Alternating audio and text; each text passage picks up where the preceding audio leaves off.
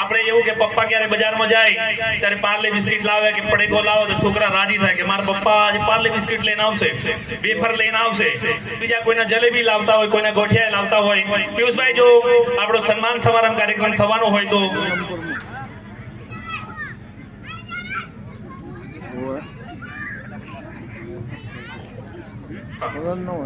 હવે આગળ આપણે વાત કરીએ કે ચાલુ રહે છે. સિંહણ પોતે ઘરમાં પોતાના પતિની રાહ જોઈને બેઠી છે, સમય પોતાનું કામ કરે છે. સિંહ ખોરાકની શોધ કરતા કરતા થાકી જાય છે, પણ એને કોઈ ખોરાક મળતો નથી. લાસ્ટમાં એ જ્યારે જંગલમાં જતો હોય ત્યારે બે નાના નાના બચ્ચા મળે છે. જેવો સિંહ બચ્ચાને જોવે છે, નાના નાના બચ્ચાને, એટલે તરત એના મનમાં વિચાર આવે છે કે આને શિકાર કરીને મારા ઘરે લઈ જાવ. સિંહ એ બે નાના નાના બચ્ચાને પોતાના ઘરે લઈ જાય છે.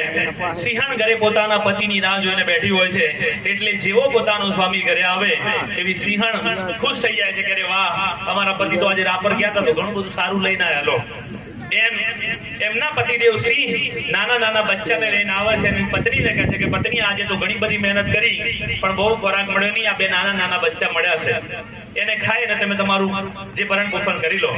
પણ કહેવાય છે કે દુનિયાના સૌથી મોટું જો કોઈ વ્યક્તિ હોય તો માં એ માં, બાકી બધા વગડાના વાહ. એટલે માં જ્યારે પેલા બચ્ચાને જોવે છે એટલે એને પોતાના બચ્ચાની યાદ આવે કે આ તો મારા કિકુલિયા જેવું છે, આ તો મારા લાલિયા જેવું છે. પોતાના છોકરા બહુ વાલા હોય. અને મારા ગુરુજી એવું કહેતા હોય કે દુનિયામાં ગમે તેવું છોકરું હોય, એની માને જેટલું વાલું હોય ને એટલું કોઈને વાલું ના હોય. જો એની માને સાંભળતા તમે છોકરા વિશે ખરાબ બોલો ને બે શબ્દો, તો એને મમ્મીને બહુ ગુસ્સો આવે. એટલે તો કોઈએ કહ્યું છે કે માં તે માં, બાકી બધા વગડાના વાહ. એટલે જેવા પેલા બે બચ્ચાને પેલી સિંહણ જોવે છે અને એને પોતાના દીકરાઓ યાદ આવી ગયા કે મારા છોકરાઓ જેમ નાના છે એમાં કોઈના છોકરાઓ પણ હશે, એટલે આપણે એને ખાવા નથી. ભલે એક દિવસ ભૂખ્યા રહેશું પણ આપણે એને ખાઈશું નહીં. સમયનું કામ કરે છે.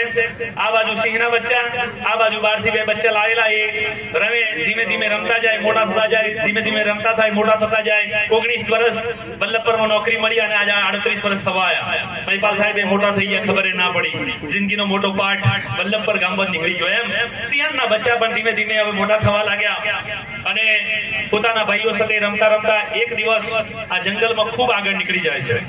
હવે જેમ જંગલમાં આગળ નીકળી જાય એટલે જંગલમાં હાથીઓનું એક ટોળું આવ્યું.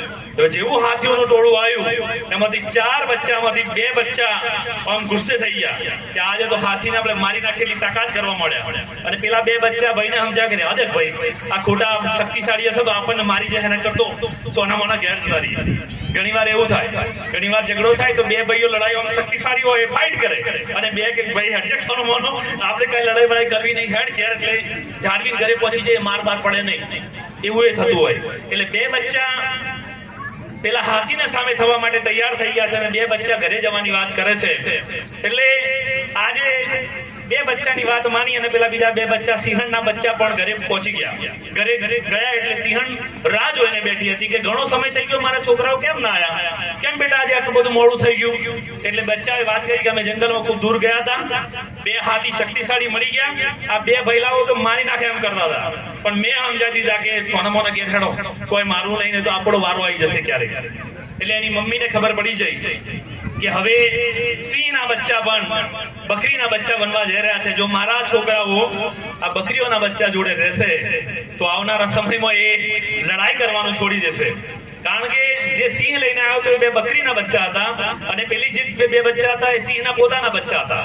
એટલે એની પત્નીને સમજાઈ ગયું કે જો સમય વધારે બગડશે તો હવે આપણે આ વાતને એટલું શીખવા મળ્યું કે આપણે જેવા લોકો સાથે રહીએ છીએ એવું પોતાની સાથે થઈ જાય છે. એટલે પછી 2 બચ્ચાને સિંહણે પોતાના 2 બચ્ચાને પોતાની પાસે રાખ્યા અને પેલા 2 ભાઈઓને કહ્યું કે હવે તમે જંગલમાં જાઓ અને તમારા પરિવાર સાથે ખાઈ પીને મજા કરો. એટલે જેવા સારા લોકો સાથે રહીશું તો ખૂબ સારી સંગત થવાની છે. અમારા સૌના વંદનીય સૂર્યશંકર ગોર સાહેબ પાસેથી મેં ઘણું બધું શીખ્યા. એટલે આજે ઘણા બધા લોકો એવા હશે કે કદાચ અમારી પાસેથી કંઈ શીખ્યા. હવે વધારે સમય ન લેતા આપણા જે મહેમાન છે એમને હું નમ્ર વિનંતી કરીશ કે તેઓ અહીંયા આગળ સ્ટેજ પર આવી અને પોતાની વાત રાખે. હું પ્રેમજીભાઈને નમ્ર વિનંતી કરીશ કે આપ આવો અને આશીર્વાદ આપો. આદરણીય પ્રેમજીભાઈ.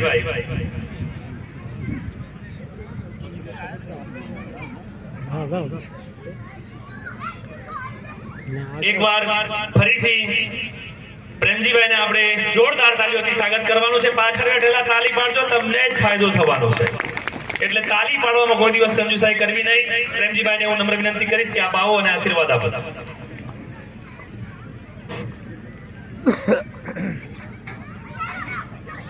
આજરોજ આપણે વલ્લભપુર મુકામે પરસોન પરિવારના માતાજી ચામુંડા માતાજીના પટાંગણમાં આપણે શું મળ્યા છીએ. ત્યારે જનની જણજે ભક્તજન કાં દાતા કાં સૂર, નહીં તો રેજે વાંજણી મત ગુમાવીશ નૂર. આ પંક્તિ આપણને ઘણું બધું શીખવી જાય છે. કારણ કે જનની એટલે જગતની માતા કહેવાય. હવે આપણે આ માતાના પટાંગણમાં આજે આપણે મળ્યા છીએ ત્યારે માતાજીની જય તો બાપુએ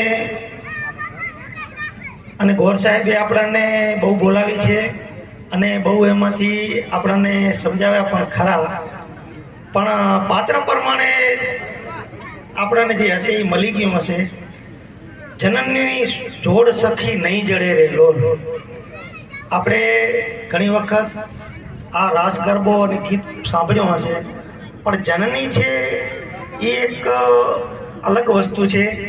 કારણ સાહેબે હમણાં કીધું કે માય મા અને બીજા વગડાના વા, તો માનું જે સ્વરૂપ છે એ આ જગતની અંદર આપણને ક્યારે મળવાનું નથી. અને આ જગતની અંદર જો આપણને લઈ આવ્યા હોય તો છે આપણા મા. કારણ કે આ વિશાળ દુનિયાની આપણને ભાન કરાવી, આપણને દર્શન કરાવ્યા અને આ પૃથ્વી પર લઈ આવ્યા છે. એટલે માનો ઉપકાર જેટલો માનીએ એટલો બહુ ઓછો છે. અને વેદની અંદર પણ કીધું છે કે માતૃદેવો ભવ, પિતૃદેવો ભવ, આચાર્ય દેવો ભવ અને અતિથિ દેવો ભવ. તો વેદોની અંદર, શાસ્ત્રોની અંદર પણ માતાનું પ્રથમ સ્થાન બતાવવામાં આવ્યું છે. તો અહીંયા આજના આ પ્રોગ્રામની અંદર આ વલ્લભપુર મુકામે પરસોન પરિવારના માતાજીના પાટોત્સવ નિમિત્તે આપણે અહીંયા બધા મળ્યા છીએ ત્યારે ખૂબ આનંદની વાત છે. અને આ આટલો મોટો માનવ મેળામણ જે અહીંયા ઉપસ્થિત છે એનો ખૂબ ખૂબ ધન્યવાદ અને ખૂબ ખૂબ આભાર. માતાજી આ પરિવારની ચડતી દેરી કાયમ માટે રાખે અને આનાથી પણ વધારે માનવ મેદની આ ગ્રાઉન્ડની અંદર આ પ્રાંગણમાં મળે એવા આપ સૌને ગુરુ મહારાજના બાપુના આશીર્વાદ. ઓમ શ્રી જય શ્રી.